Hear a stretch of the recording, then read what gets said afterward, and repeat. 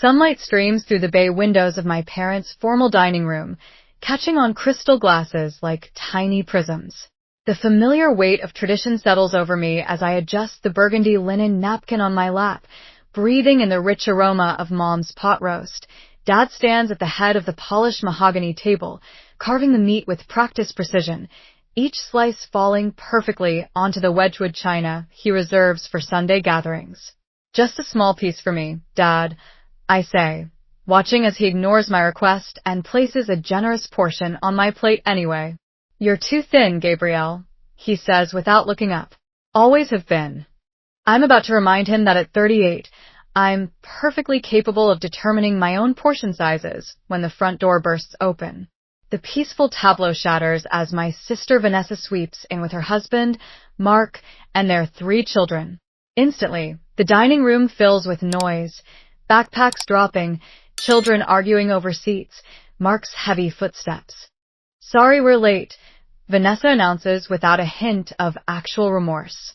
Her eyes are bright with an unusual excitement that immediately puts me on edge. Traffic was terrible by the outlet mall. "You went shopping before Sunday dinner?" I ask, but my question drowns beneath Mom's enthusiastic greeting of her grandchildren. Dad catches Vanessa's eye and nods slightly, a silent exchange that tightens something in my chest.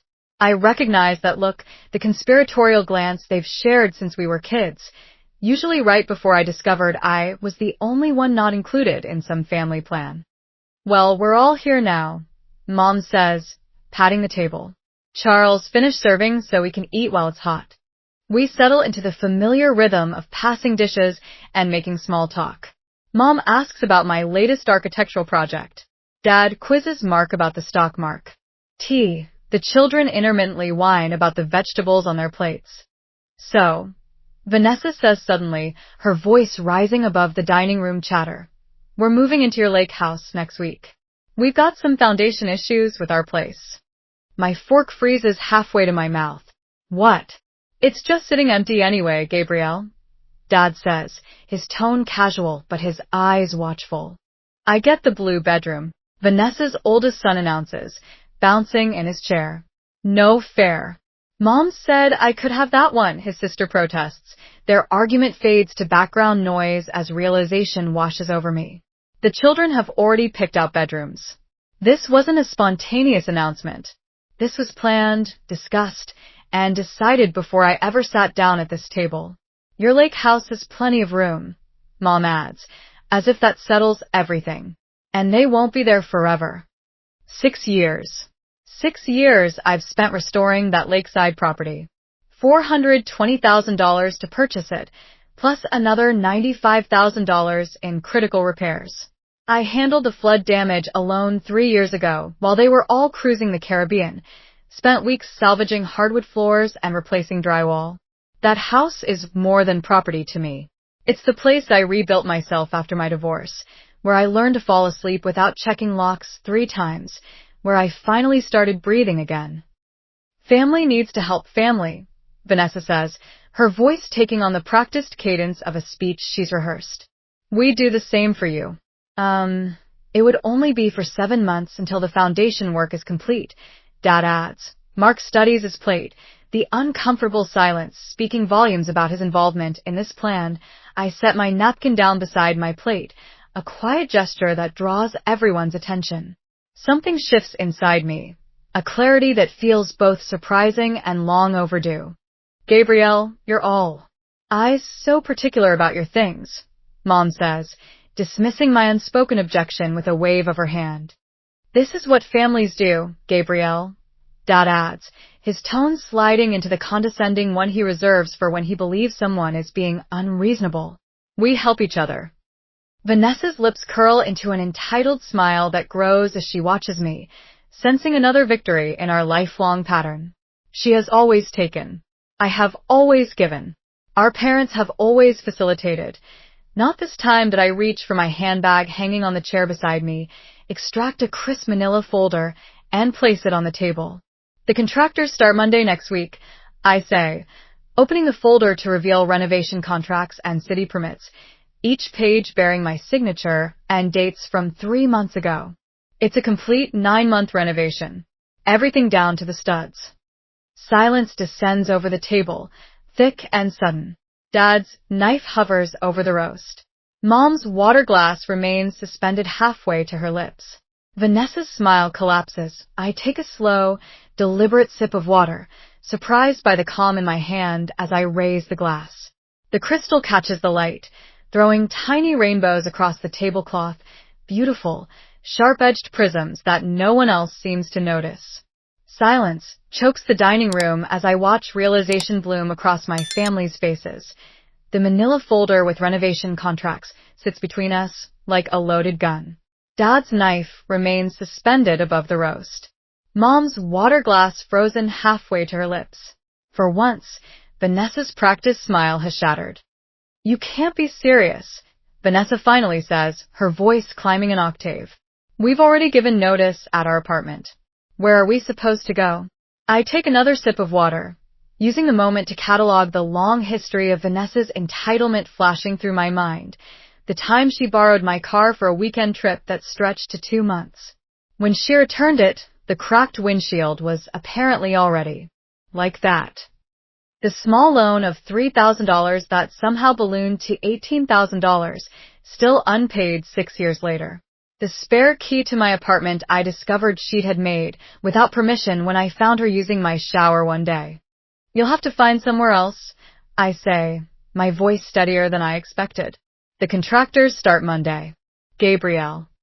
Dad sets down his carving knife, abandoning all pretense of continuing dinner. His corporate negotiator voice slides into place, the tone he reserves for difficult clients. Be reasonable about this. Your sister has 3 children. And foundation issues, Mom adds, nodding vigorously. You can't expect them to live in an unsafe house. I don't, I reply. I expect them to find their own housing solution that doesn't involve taking mine. Vanessa's eyes narrow as she exchanges a glance with Dad. I recognize their silent communication, the same look they shared when I was 16 and discovered they'd given away my college savings to fund Vanessa's wedding. The coordinated pressure campaign is so familiar I could script it. But we've already started packing.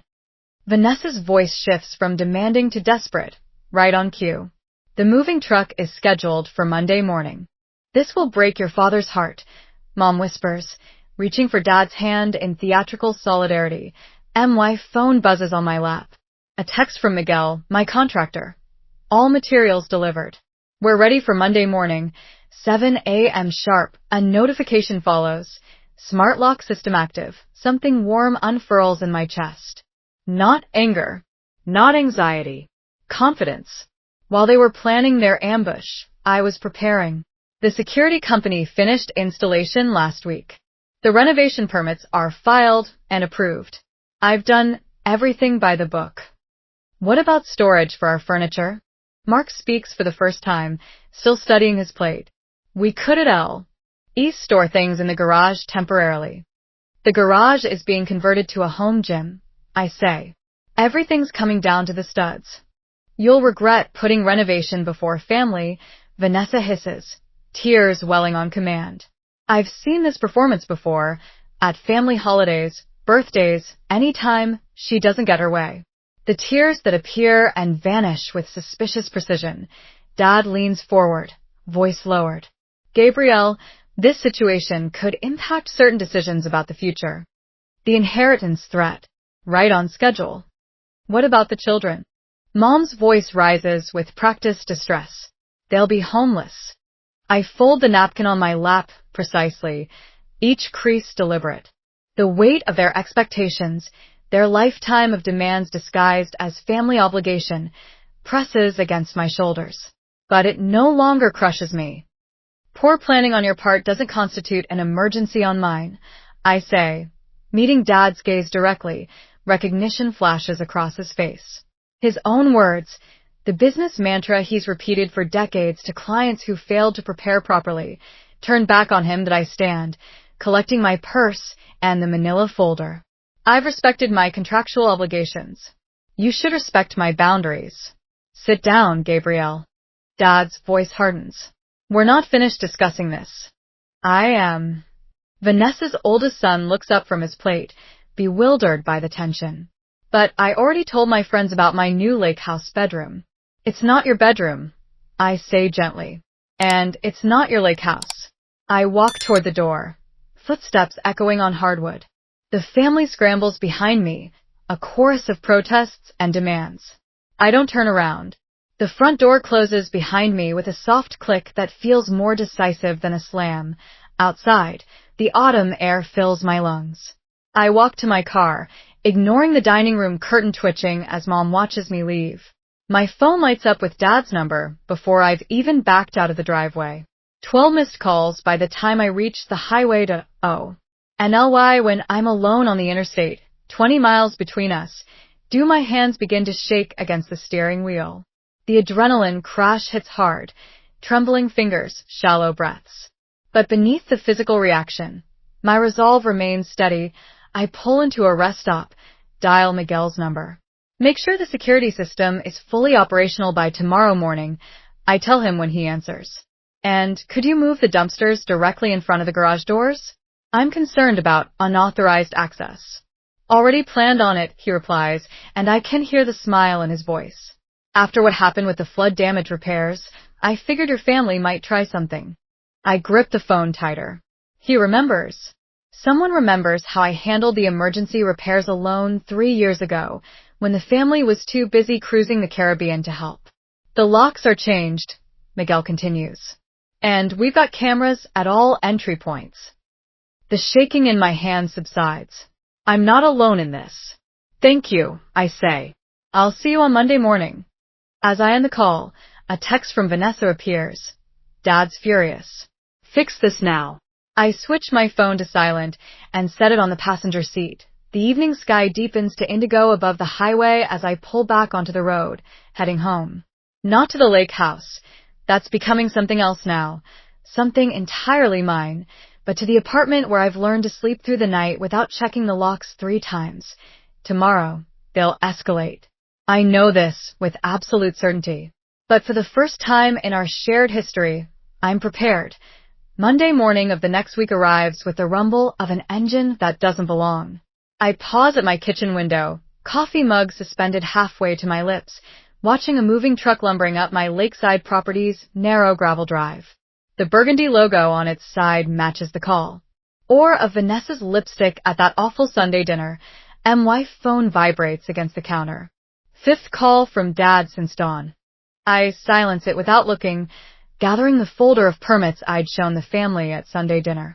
The weight of it in my hands feels different now. Substantial. Like armor rather than paper. By the time I arrive at the Lakehouse, Ray and his construction crew have already established a perimeter of orange safety cones. Sawhorses block the driveway entrance, forcing the moving truck to idle at the road. I park behind Ray's pickup and step out into crisp autumn air that carries the scent of pine and chainsaw exhaust. Miss Morgan.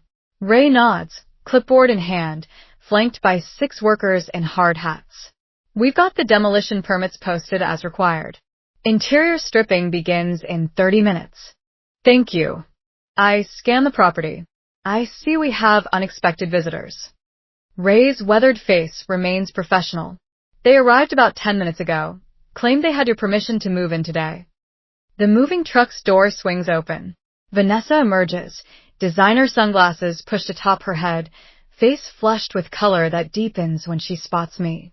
What the hell is going on? She stalks toward me, pointing at the construction equipment. These men won't let our movers through.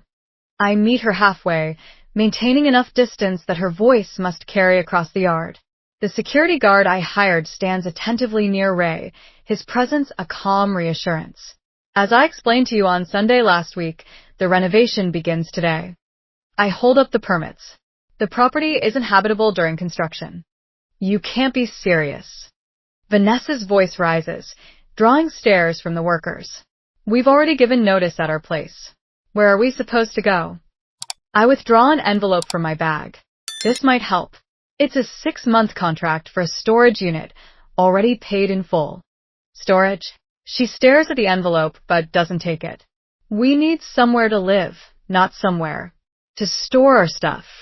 Your housing isn't my responsibility, Vanessa. The words come easier than I expected. Your foundation issues didn't materialize overnight. You've had time to make arrangements. Her eyes narrow, searching my face for weakness. Finding none, she turns toward the house. I still have a key.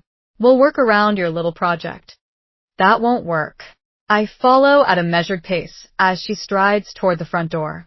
Vanessa jams her key into the lock. Nothing happens. She tries again, twisting harder. Welcome to Secure Home Systems, announces a robotic voice from the small speaker beside the door. Unauthorized entry attempt detected at main entrance. Alerting property owner and security service. My phone chimes with the alert notification. You changed the locks? Vanessa whirls to face me. Last week. I nod toward the security cameras mounted discreetly at the roofline. The police have been notified about potential trespassing. Standard security protocol. Something breaks in her expression, the polished veneer cracking to reveal raw entitlement beneath. You can't do this to us. We're family. Family respects boundaries, I say, surprised by the steadiness in my voice. My phone rings. The security company. Right on schedule. I answer briefly, confirming the alert was triggered by my sister, not an actual intruder. When I hang up, Vanessa has retreated to the moving truck. Through the windshield, I can see her gesturing wildly to Mark, who sits slumped in the passenger seat. Ray approaches, hard hat in hand. We're ready to begin when you are, Ms. Morgan. Let's proceed. I sign his clipboard. The interior timeline is tight. I'd like the master bedroom suite demolished by Thursday. We'll make it happen. He hesitates. Your sister seems determined. Should we expect interference? Before I can answer, the moving truck engine roars. To life. Instead of turning around, it lurches forward, bypassing the sawhorses, by veering onto the lawn. It stops 20 feet from us, tires crushing ornamental grasses I'd planted last spring. The movers jump out, lowering the ramp at Ray's command, and begin unloading furniture. Vanessa emerges from the truck's cab, triumphant smile fixed on her face. Since you won't be reasonable, she calls, we'll just have to store things here temporarily. The yard will work fine until you come to your senses. The first piece, an ornate mahogany dresser that once belonged to our grandmother, thuds onto my lawn. Mark follows behind the movers, looking miserable but compliant that I don't move. Instead, I reach for my phone and dial a number saved yesterday. Lakeside Auction House? Yes, this is Gabrielle Morgan. I maintain eye contact with Vanessa as I speak. Yes, please proceed with pickup as discussed. Donate all proceeds to the foster youth program. Vanessa freezes, confusion replacing triumph. They'll be here within the hour. I confirm, ending the call. What auction house? Vanessa demands. The one I contacted yesterday after dinner. I gesture toward the furniture accumulating on my lawn. I anticipated this move. Ray clears his throat.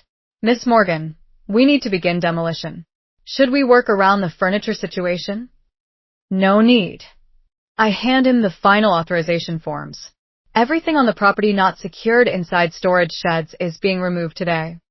His voice carries the forced casualness of a man about to negotiate a difficult business deal, just like he always liked. It smells wonderful, Mom. I smooth my napkin across my lap, noting the extra place settings. Are we expecting company? Mom and Dad exchange a glance that I recognize all too well, the silent communication that preceded countless childhood disappointments. We thought it would be nice to have a family dinner, Mom says, placing a generous serving on my plate. It's been difficult with everyone scattered. The doorbell chimes. Dad's shoulders relax slightly. Reinforcements have arrived. I'll get it, Mom says, patting Dad's arm as she passes. The moment she leaves, Dad leans forward. Gabrielle, I've been talking with the Hendersons. You remember John, my golf partner? He thinks what you're doing is rather harsh. I take a slow sip of water. I wasn't aware the Hendersons were stakeholders in my property. Community matters, Gabrielle. People talk. Yes, they certainly do. I set my glass down carefully. They talked when I handled the flood damage alone 3 years ago. Not a single offer of help then. Guess. Dad's reply is interrupted by voices from the foyer. Mom returns with Pastor Williams, our family's longtime spiritual advisor and, not coincidentally, someone whose opinion I've always respected. Gabrielle, so wonderful to see you. Pastor Williams takes the seat beside mine. Your mother tells me you've been quite busy with renovations. Transformative ones, I confirm, recognizing the setup. My parents have always excelled at creating the appearance of impartial juries. Mom serves Pastor Williams before resuming her seat. We were just discussing family harmony, weren't we, Charles? Dad nods, cutting his meat with surgical precision, and how certain decisions might still be adjusted for the greater good. The children miss their aunt, Mom adds, her voice dropping to that particular register she reserves for emotional leverage. Family needs to stick together, especially in hard times.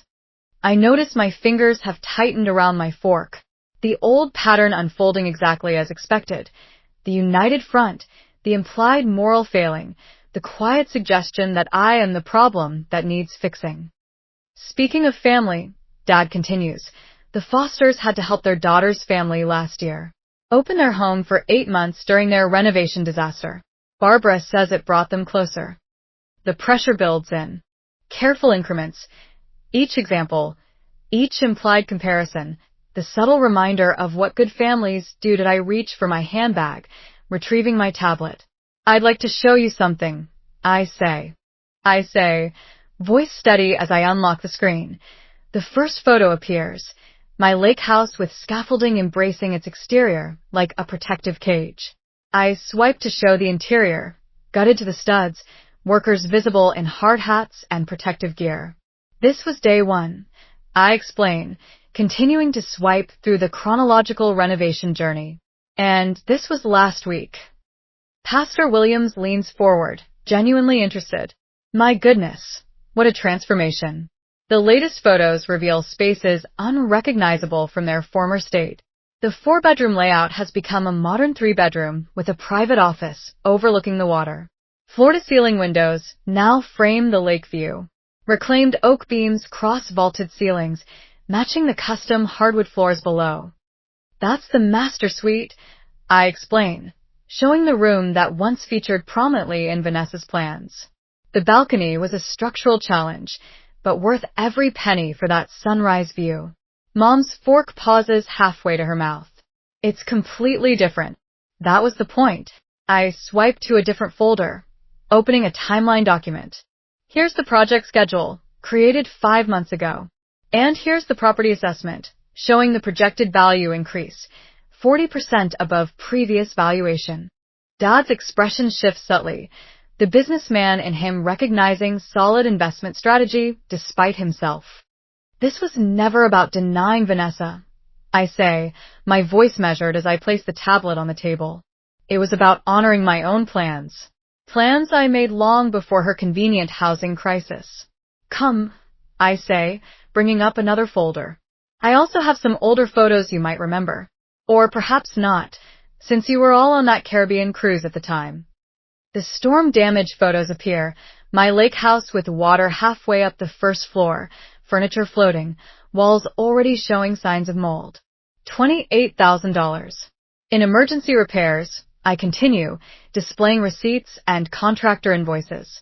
Here are the text messages from that week, the ones where I asked for help and was told everyone was too busy. First things first, I guess. Vacation. Mom's face pales. Dad studies his plate with sudden interest. Respecting boundaries isn't cruelty, I say into the silence. It's adulthood. Dad's shoulders sag slightly, a gesture so subtle I would have missed it before. For the first time, I see him not as the family patriarch, but as a negotiator who recognizes his position has been outmaneuvered. I should have helped with those repairs, Mom says quietly. No qualifications. No expectations attached. Perhaps the first genuine apology I've ever heard from her. The front door opens, breaking the moment. Vanessa sweeps in, cheeks flushed with righteous indignation, clearly expecting to find the usual united front against me. Her stride falters when she observes the tableau, our parents' reflective silence, Pastor William's thoughtful expression, my tablet displaying evidence rather than emotion. "What's happening?" she asks, confusion replacing confidence. "Mom said we were discussing the Lakehouse situation." "We were," I confirm, standing and gathering my things. "I've shared my renovation progress. When it's complete in 6 months, you're all welcome to visit as guests with advance notice." I extend a formal invitation card from my purse. The housewarming is scheduled for March 12th. I hope you'll all attend. The question hangs unspoken as I walk toward the door. Who will come, and on what terms? I drive away with surprising calm, watching my parents' house recede in the rearview mirror.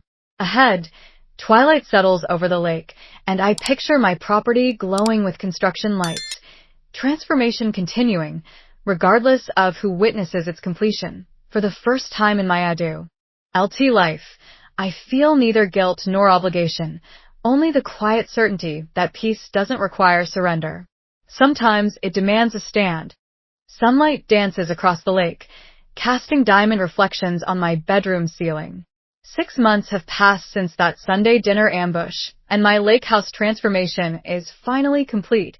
I cradle a mug of coffee between my palms, savoring the morning stillness on my balcony.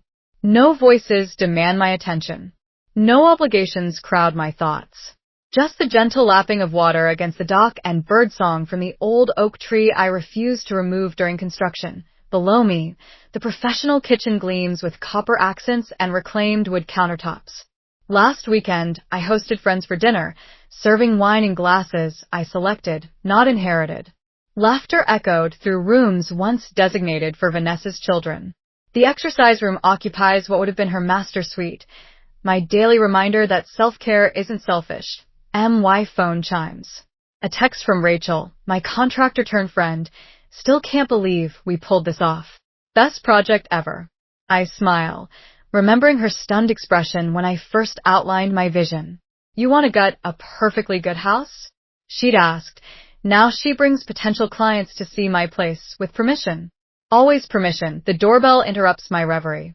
Through the security camera, I spot my parents standing awkwardly on the porch, Dad shifting his weight between his feet, Mom clutching a small plant. Their first visit since the renovation completed. I press the intercom. "Come in," I say, unlocking the door remotely. It's open. They enter tentatively, so different from the Sunday dinner where this all began. Dad's eyes widen at the soaring ceilings. Mom's gaze fixes on the dining table positioned exactly where Vanessa once claimed the space would be perfect for the kids' homework. "Gabrielle, this island." Dad trails off, at a loss for words for perhaps the first time in his life. "Remarkable," Mom finishes setting her peace offering a small jade plant on the side table. "Truly remarkable." I serve coffee in handcrafted mugs, watching them catalog changes. Mom lingers by the photo wall, images of my hiking trips, architectural projects, and sunset swims. Not a single family portrait among them. "This is who I've become," I say simply, answering the question she doesn't ask. Dad nods, his businessman's eye noting the quality of craftsmanship. "You've created something remarkable here," he admits, echoing Mom without realizing it. The bittersweet recognition hangs between us, growth that required distance. Later, I host an impromptu gathering. Rachel brings champagne. The security company sends a gift basket with a card reading, "For our most respectful client." The auction house owner stops by, proudly sharing photos of the community center furnished with Vanessa's abandoned heirlooms. "The foster youth program director cried when we delivered everything," he tells me. Said it was their first matching furniture set ever. My phone buzzes with a text from Vanessa. "I'm sorry about the furniture. Can we talk?" I consider her words, composing my response carefully. "Dinner next month. Bring dessert." No discussion about moving in. The boundary maintains both protection and possibility. After everyone leaves, Dad pauses at the door. "Respecting boundaries isn't cruelty. It's adulthood," he says thoughtfully, quoting my words back to me. His acknowledgement feels like the final renovation completed. Evening settles as I walk alone to my dock. The sunset transforms the sky from gold to purple, colors rippling across the water's surface. My reflection appears solid, unwavering against the changing canvas above. Peace doesn't mean giving up boundaries. It means respecting them. And in this sanctuary, completed by my own vision, I've found both.